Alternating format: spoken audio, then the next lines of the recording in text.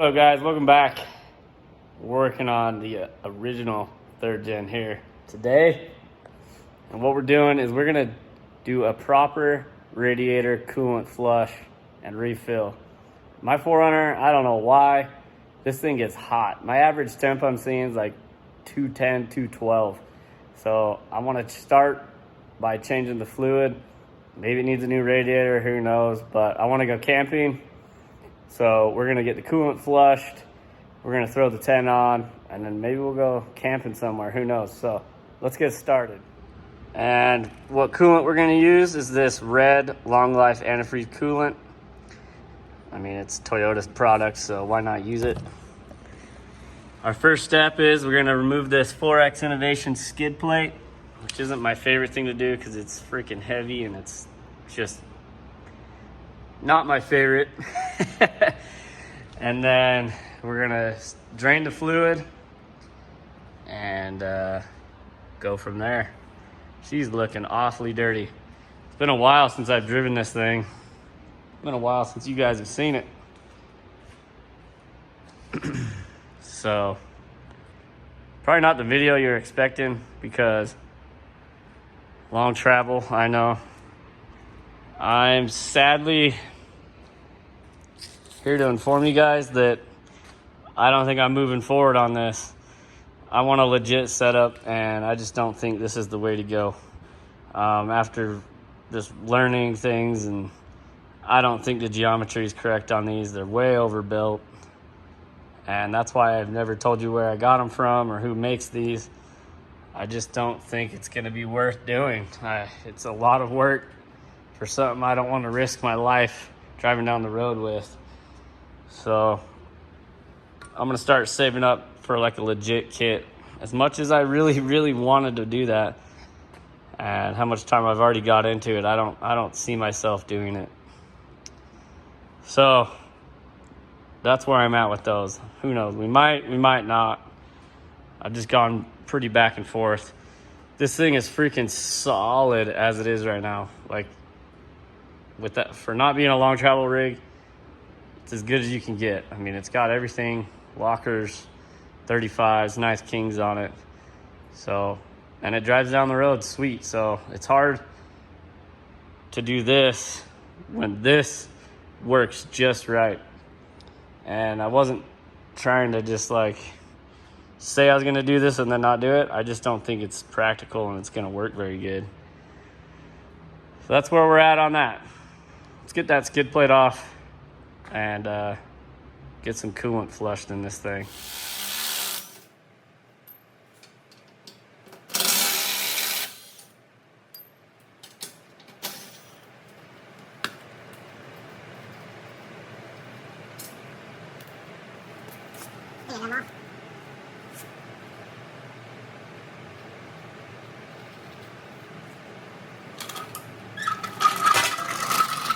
Skid plate's off. Bunch of gear oil under there. I wonder what, doesn't look like anything's leaking. I think it's just from the past. That's because I took my radiator cap off right there. All right, so what you're gonna do now, remove the radiator cap. Make sure it's cool, guys. Don't do this while it's hot. There's a little valve down here, this guy. Go ahead and open this up. Let her drain. Now you can tell I just have some cheap quality fluid in here. I've never done this in the 5 years I've owned this vehicle, so it's probably about time. Just gonna let it all drain out, and then the next step, I'll go over that with you guys when this is empty. You finish that water, Dad? Yes, in a second. So, we closed our valve down here. We let it drain for a while. Got my helper here. Benny. We're gonna fill it up with just straight water. And we're gonna fill it up and then let it run so it gets through the whole system. We're gonna drain it again and maybe do this a couple times. And yeah, let's do it. Okay, we're gonna fill it up with the hose.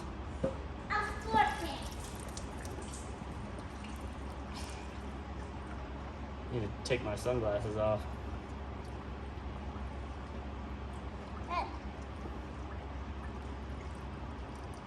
This is my water. Fill this up.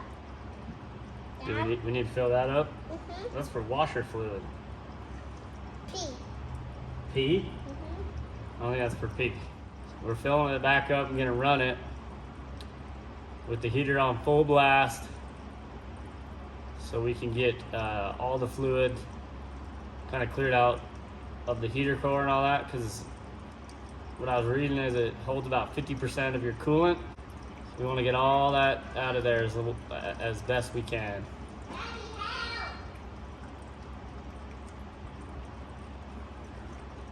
Kids are wild, I'll tell you.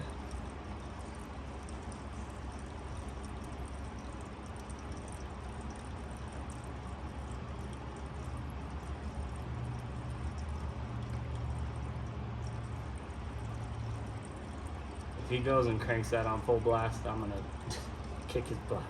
While it's running, I'm gonna have that valve open so it drains, so it flushes the bad coolant out while we're adding water so we don't overheat this thing. Might get a little tricky doing it by myself. We'll see what happens. Let me know what you guys think about that long travel too. Having a hard time with it. That's why I haven't done anything for like a year. I just don't know. Would you trust it or would you not? You think it's got the right geometry or not? I'm having a hard time with it. Okay, that's full. I always forget I have this nifty little doodad here. I am making a complete mess.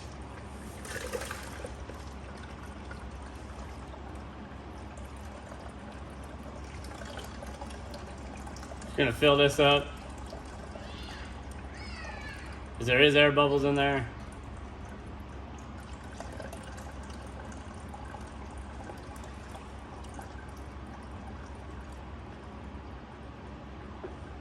This will make it nice for running it while we flush that system.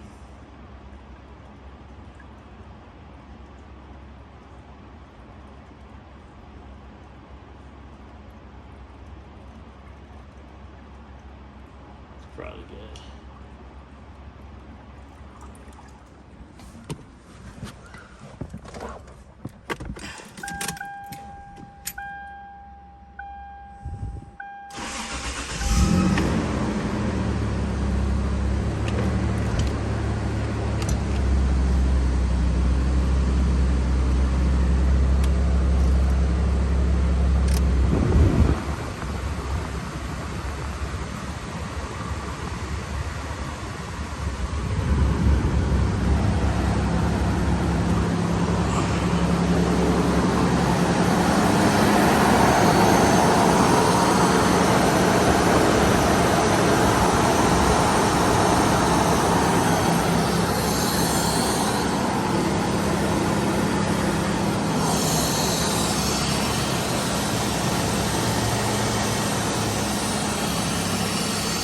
We'll let it run for a minute.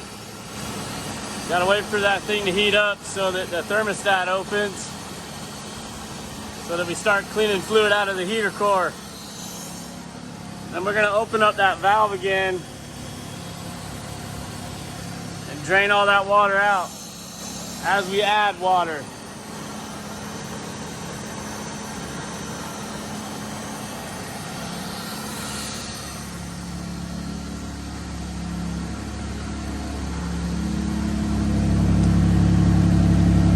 Everyone always asks me about exhaust. I literally just have a Flowmaster muffler, that's it.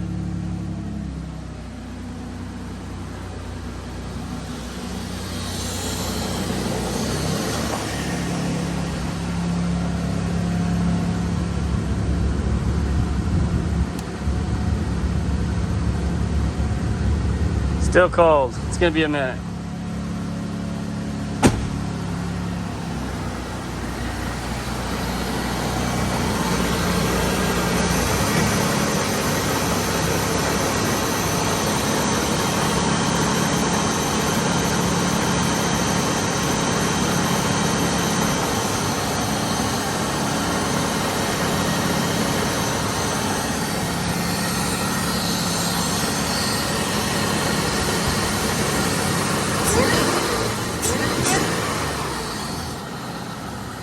A little bit of cold rev. Woo!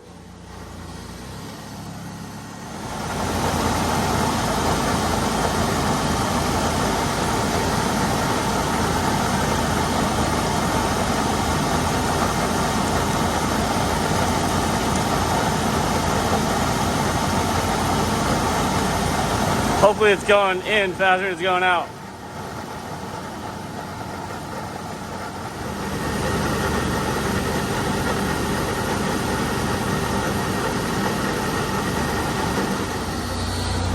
All right, so it's up to temp.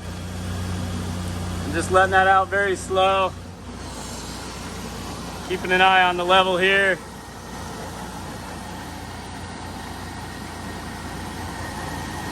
It's going down pretty quick. I better go grab my hose. All right. It's been running for a while. I'm gonna shut it off.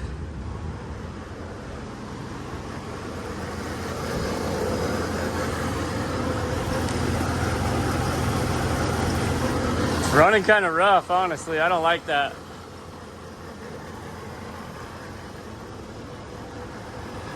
Might need to rebuild the pulleys or the nose again.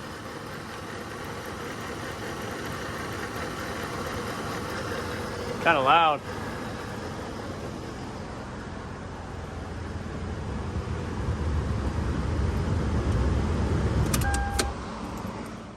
So while that drains, in the meantime, I got to get my rooftop tent ready. And what I mean by that is I rented it out one time, and this is normally how the bottom rails go. But on this rack, I don't have rails that run this way. I have to mount it on this rail and then the opposing one. So I've got to take this and swing it down so that they run this way instead of this way. So I got to open it up, undo the bolts, and then just move them real quick. Haven't used this thing in like a year and a half, so it's about time. All right, rooftop tent sorted. Now you can kind of see what I mean with those bars going that way. All right, so now we're doing the second round of flushing. It's draining. Need to add some water in there.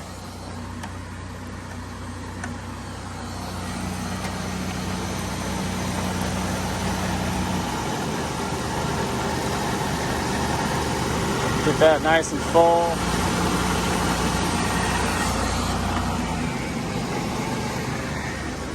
See how it's running in here.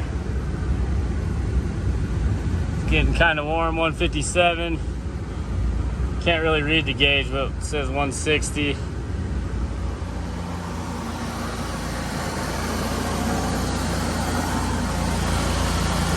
Make sure that bucket's not too full.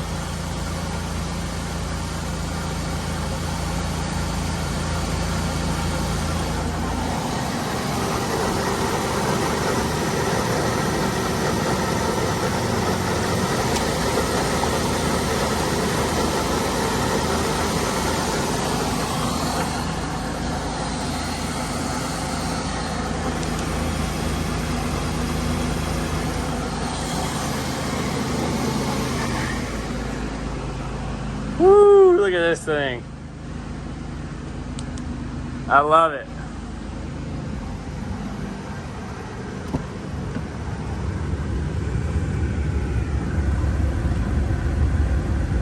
Heater's on. Nice and hot.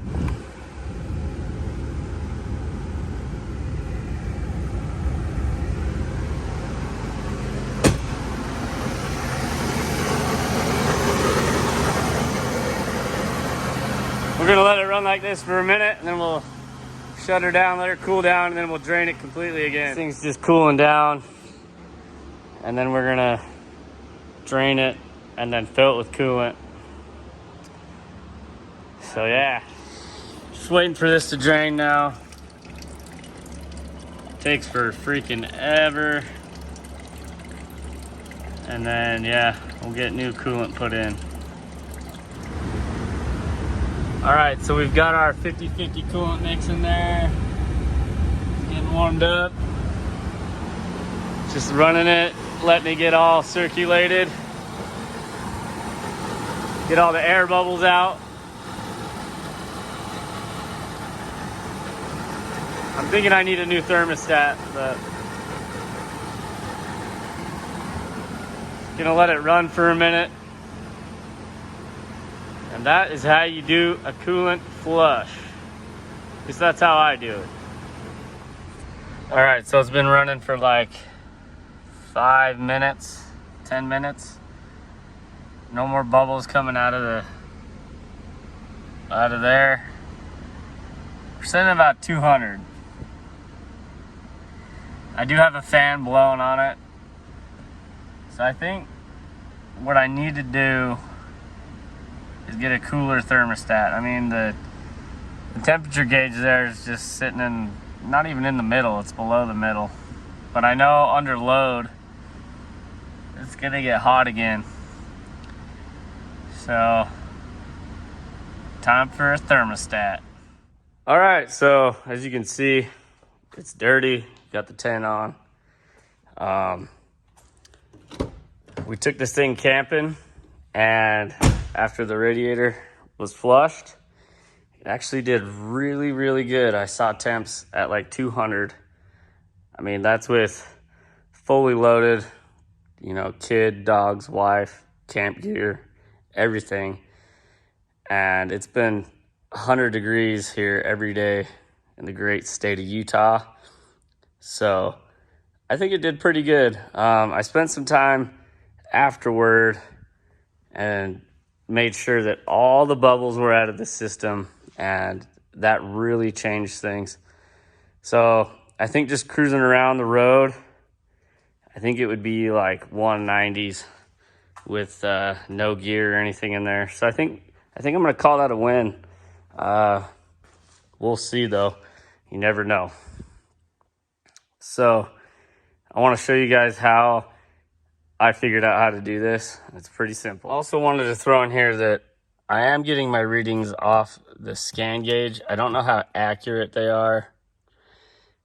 This obviously, you don't really know the exact number, but I mean, it's not like overheating. So I just get my numbers off of the scan gauge. So I don't know.